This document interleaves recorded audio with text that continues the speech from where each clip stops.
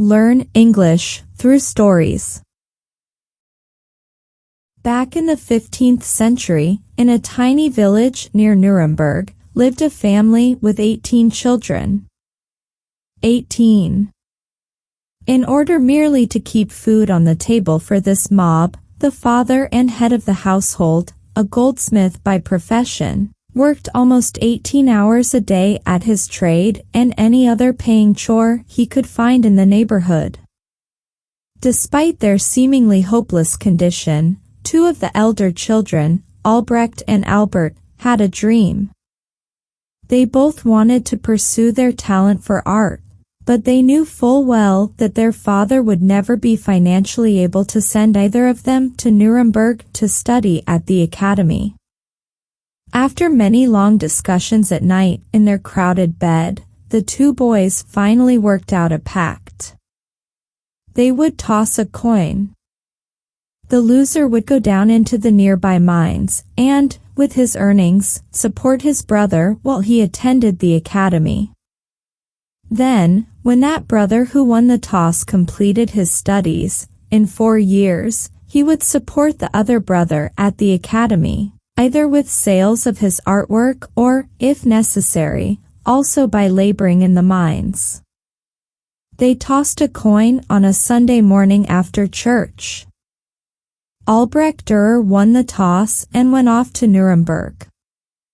Albert went down into the dangerous mines and, for the next 4 years, financed his brother, whose work at the academy was almost an immediate sensation.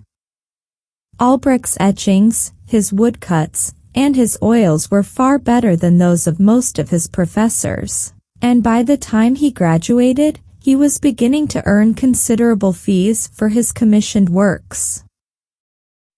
When the young artist returned to his village, the Dürer family held a festive dinner on their lawn to celebrate Albrecht's triumphant homecoming. After a long and memorable meal, punctuated with music and laughter, Albrecht rose from his honored position at the head of the table to drink a toast to his beloved brother for the years of sacrifice that had enabled Albrecht to fulfill his ambition. His closing words were, "And now, Albert, blessed brother of mine, now it is your turn. Now you can go to Nuremberg to pursue your dream, and I will take care of you."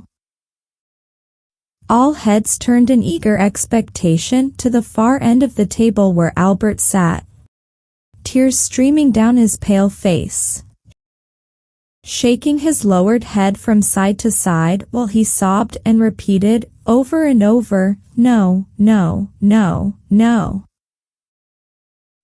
Finally, Albert rose and wiped the tears from his cheeks. He glanced down the long table at the faces he loved, and then, holding his hands close to his right cheek, he said softly, "No, brother. I cannot go to Nuremberg. It is too late for me. Look. Look what 4 years in the mines have done to my hands. The bones in every finger have been smashed at least once. And lately, I have been suffering from arthritis so badly in my right hand that I cannot even hold a glass to return your toast, much less make delicate lines on parchment or canvas with a pen or a brush. No, brother, for me it is too late. More than 450 years have passed. By now, Albrecht Dürer's hundreds of masterful portraits, pen and silver point sketches, watercolors, charcoals, woodcuts, and copper engravings hang in every great museum in the world, but the odds are great that you, like most people, are familiar with only one of Albrecht Dürer's works. More than merely being familiar with it, you very well may have a reproduction hanging in your home or office. One day, to pay homage to Albert for all that he had sacrificed, Albrecht Dürer painstakingly drew his brother's abused hands, with palms together and thin fingers stretched skyward. He called his powerful drawing simply hands, but the entire world almost immediately opened their hearts to his great masterpiece and renamed his tribute of love, the Praying Hands.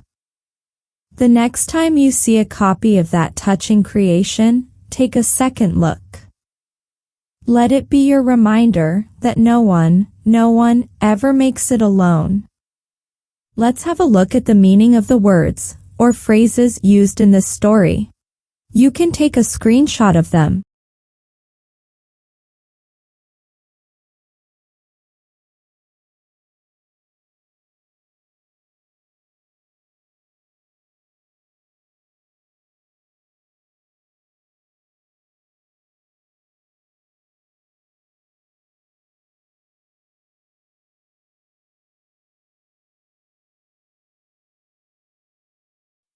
Each one of us possesses unique value in our life.